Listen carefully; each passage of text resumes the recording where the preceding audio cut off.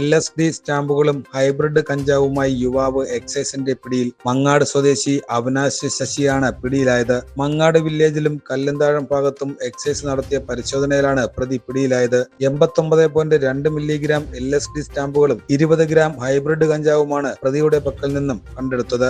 വിദേശ രാജ്യങ്ങളിൽ കണ്ടുവരുന്ന വൈറ്റ് റാൻഡിസ്, ബ്ലാക്ക്ബെറി, സ്ട്രോൺ apple, copper kush, cookie gelato, Michigan, rainbow ഷെർലറ്റ് എന്നീ ഇനത്തിൽപ്പെട്ട ഹൈബ്രിഡ് കഞ്ചാവാണ് കണ്ടെടുത്തത്. Excise enforcement and anti narcotic special squad excise inspector Dileep CP-യുടെ നേതൃത്വത്തിൽ assistant excise inspector Nirmalan Thampi, preventive officer Prasad Kumar, civil excise ഓഫീസർമാരായ Ajith VS, Aneesh M, Julian Cruz, വനിതാ civil excise officer Varsha Vivek തുടങ്ങിയവർ പരിശോധനയിൽ പങ്കെടുത്തു.